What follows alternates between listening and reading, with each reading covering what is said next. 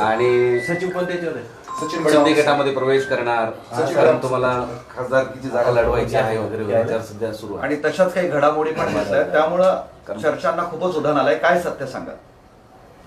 मला असं वाटतं ह्या तुमच्या कपोल कल्पित बातम्या आहे.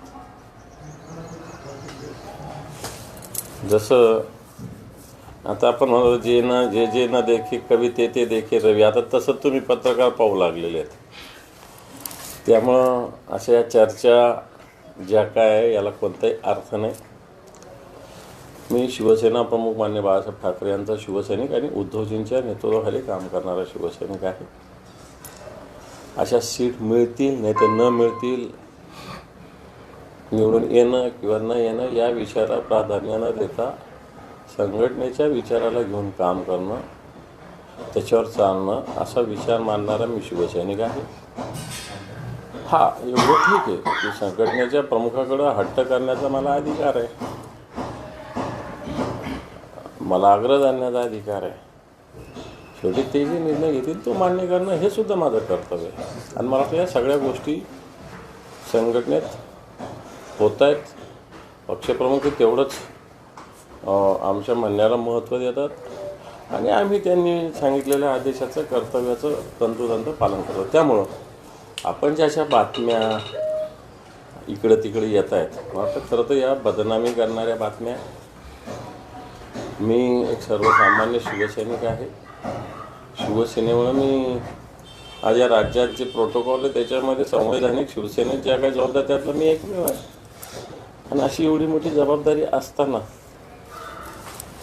मी नाराज होणं किंवा मी इकडं तिकडं जाणं, या सगळ्या गोष्टी मला असं वाटतं हवेतल्या गप्पा किंवा कपोलकल्पित कथा स्टोऱ्या आपण रंगवतात असं माझं स्पष्ट मत. तुम्ही आताच म्हणालेत की हट्ट करण्याचा मला अधिकार आहे. तुम्ही हट्ट केला होता की नवा चेहरा द्या. तो नवा चेहरा न देता जुना चेहरा उमेदवार म्हणून देताय, म्हणून थोडंसं तुम्हाला वाईट वाटतं? नाही, मी तर मागच्या 10 वर्षापासून लोकसभेसाठी इच्छुक आहे. हे तर मी काही माझी इच्छा लपवून नाही ठेवलेली, ही पक्षप्रमुखांना सुद्धा माहिती आहे. आणि म्हणून अजूनही कोणताही चेहरा साहेबांनी दिलेला नाही. निर्णय घ्यायला अजून बराच अवधी आहे. मी इच्छा व्यक्त केलेली आहे. त्यामुळं साहेबांनी जुना चेहरा किंवा नवा चेहराचा कोणताच निर्णय घेतलेला नाही. पण आतापर्यंत जे शिवसेनेतून म्हणजे ठाकरे गटातून शिवसेनेत गेले, तो प्रत्येक जण हेच म्हणतो की मला काय जायचं नाही, मात्र त्याचा शेवट जे गेले त्यांचा जाण्यातच असतो. मला वाटतं माझ्यात आणि त्यांच्यात फरक असेल. माझं काही, मी सर्वसामान्य माणूस आहे. तुम्ही बघा, माझ्या घरात आहे, इथं एक साध्या घरात मी राहतो. माझ्या काही खूप प्रॉपर्टी नाही, माझ्या ह्या इन्क्वायऱ्या त्या इन्क्वायऱ्या व्हायचं आहे. तर मला काही अशाची भीती नाही. मी रोज बिंदास झोपतो, बिंदास म्हणणं मांडतो. या सगळ्या गोष्टी बिनदिक्कतपणे कोणतीही भीतीनं वाटतं मी करत आलो. 3 दिवसापूर्वी इथं भूमिपूजन करण्यात आलं, म्हणजे कार्यालयाचं स्तंभपूजन करण्यात आलं होतं. त्यावेळेस तुम्हाला कल्पनाही नव्हती असं तुम्ही सांगितलं. मग हे याच्यावरून काय? मला कल्पना नव्हती, बिलकुल नव्हती. हे तर सुस्पष्ट आहे. जे कार्यालयाचं भूमिपूजन झालं, जर प्रचाराचं असेल तर मी इथला जबाबदार पदाधिकारी या संभाजीनगर जिल्ह्यात 2 जिल्ह्याचं प्रतिनिधित्व करतो, राज्याचा विरोधी पक्षनेता. पण मला कल्पना नव्हती, हे स्पष्ट आहे. आणि हे मी मान्य पक्षप्रमुखांच्या कानावर सुद्धा हा विषय. नाराज आहात आणि तुम्हाला उमेदवारी पाहिजे म्हणून तुम्ही आग्रह धरता, हे 2 गोष्टी स्पष्ट झालेल्या आहेत सध्याच्या. उमेदवारीसाठी आग्रह हा नसतो, इच्छा व्यक्त करणं एवढंच असतं. पण काही भूमिका तर पक्ष नेतृत्वाच्या कानी गेल्याच पाहिजे ना. एकच बाजू जर चालत असेल आणि एकांगीपणाने इथं कोणी वागत असेल तर मला असं वाटतं या गोष्टीची दखल पक्षप्रमुखांनी घेतली पाहिजे असं माझं मत आहे. आणि मी ह्या सगळ्या गोष्टी घातलेल्या, मला वाटतं त्या गोष्टी फार काही बाहेर बोलण्याची गरज नाही. मान्य उद्धवजी ठाकरे साहेब यथावकाश या सगळ्या बाबतीत योग्य तो निर्णय घेतील आणि मी त्यांच्या आदेशाला बांधील असलेला सैनिक यावर तुम्हाला स्पष्ट सांगतो. मुंबईत बोलवलंय,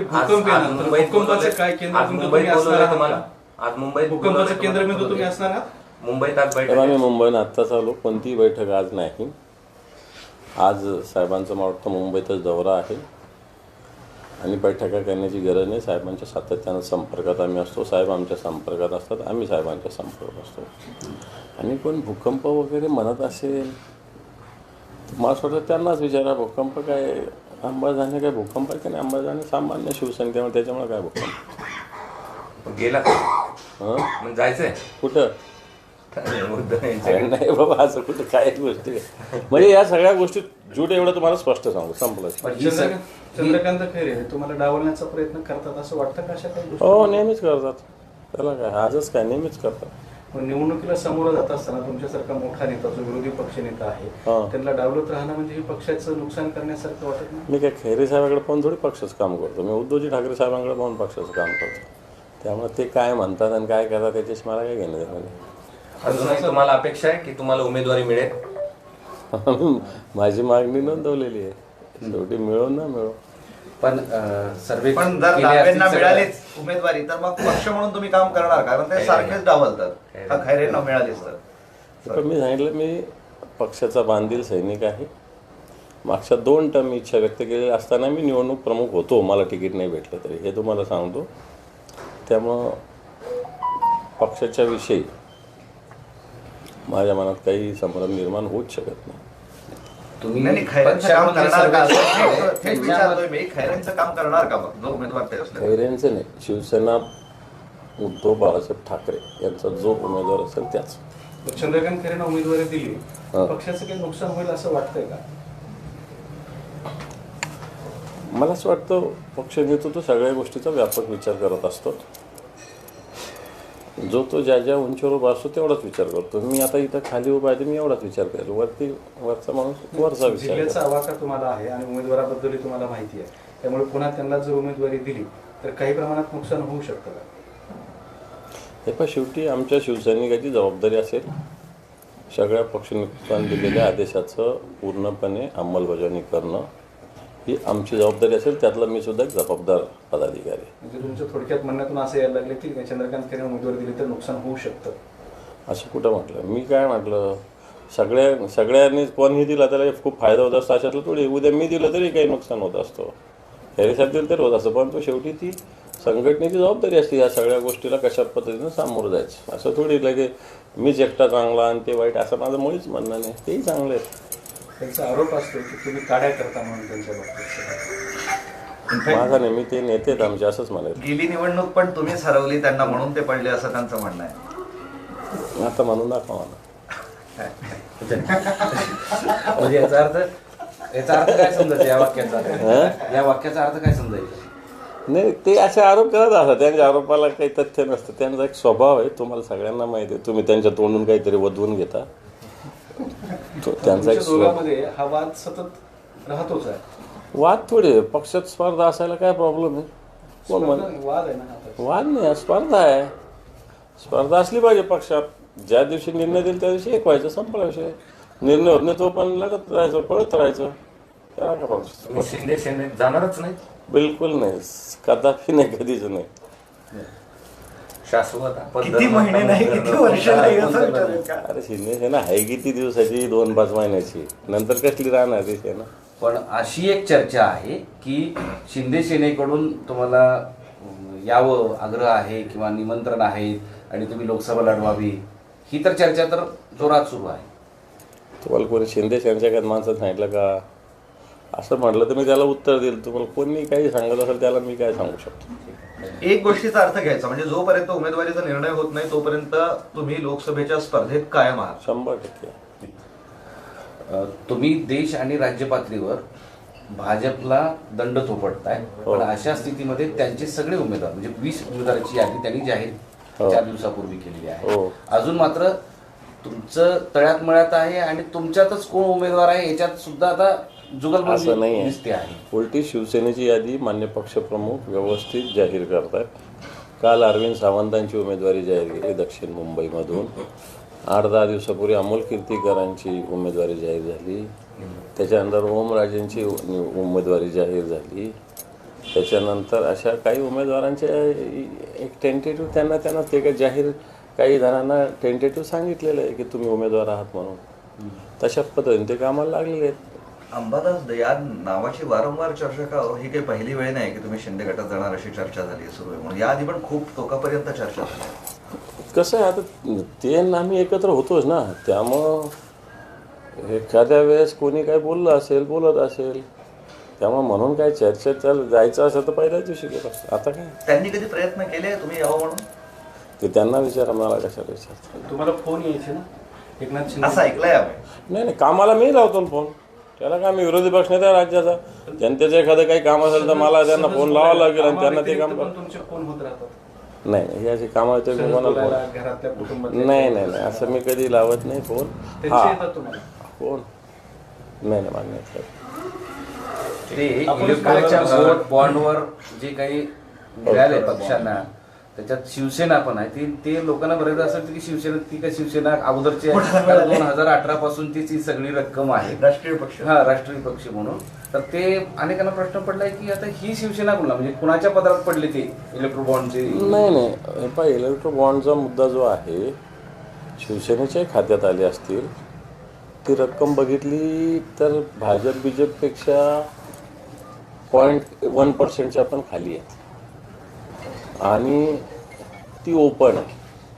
भारतीय जनता पार्टीला जे खऱ्या अर्थानं बॉन्ड आलेले आहेत त्यातले बॉन्ड्स ज्या कंपन्यांची ईडी, इन्कम टॅक्स अशा इन्क्वायरी अशा कंपनीने दिलेली आहे. हा सगळ्यात महत्त्वाचा भाग आहे.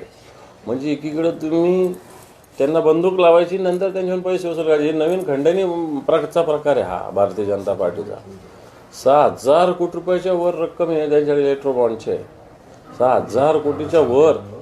देशाला कोण म्हणजे या जे देणार आहे श्रीमंत त्यांना काहीतरी अडकवायचं, ब्लॅकमेलिंग करायचं, हा खंडणीचाच प्रकार आहे ना. हा खंडणीचा प्रकार आहे. हे आमच्यावर काही आरोप करतात इथले काही लोक, तीनपाटच मानता येईल त्यांना, पण हे लोक आरोप करतात शिवसेनेवर, आदित्य साहेबावर. वाटतं हे काय आहे तुमचे? हे तर खंडणी आहे. ओपन खुलं कायद्याचं रूप देऊन खंडण्या वसूल करण्याचा भारतीय जनता पार्टीचा प्रकार आहे. 6,000 कोटी रक्कम कशाला म्हणतात? ती एकट्या भारतीय जनता पार्टीला, त्या ज्या कंपन्यांच्या चौकशा त्यांच्या. मराठवाड्यातल्या आणखी काही जागा तुम्ही काँग्रेसकडल्या मागून घेताय असं कळतंय, तिथं तुम्ही लढवणार आहात शिवसेना. मला असं वाटतं ज्या 4 जागा आहेत त्यात आम्ही लढूच 100%. संभाजीनगर, परभणी, हिंगोली आणि धाराशिव, ह्या 4 जागात आम्ही क्लिअर लढू. आमचे आता त्यातले 2चे तर उमेदवार जाहीर झालेले आहे, धाराशिव आणि परभणीचे. आता उद्या परवा माननीय उद्धवजी ठाकरे साहेबांचा हिंगोलीचा दौरा असेल, त्यावेळेस मला असं वाटतं टेंटेटिव्ह हिंगोलीचा उमेदवार समोर येऊन जाईल. नांदेड आणि जालना तुम्ही मागताय अशी सुद्धा माहिती आहे.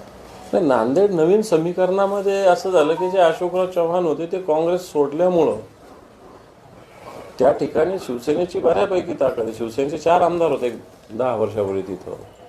सगळे युनिट शिवसेनेचे संघटनात्मकदृष्ट्या चांगले आहे.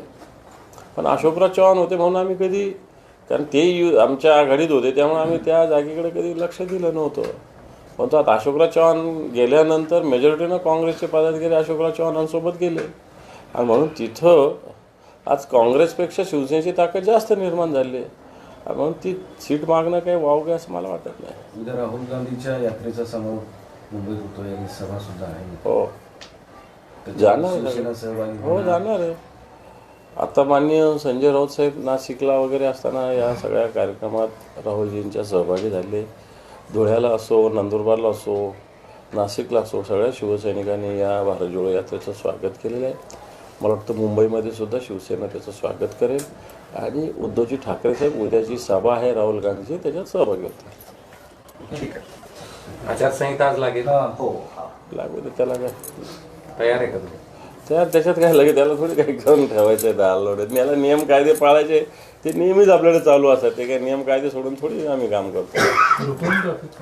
एक छोटा बनतो. हे सगळे करायला तुम्ही, मग मला निघायचं आहे. असं कसं तुझे काही प्रश्न पाहिले गेलं की मागे पडतील. तुम्ही केल्यावर मला सगळ्यांना हे झालं.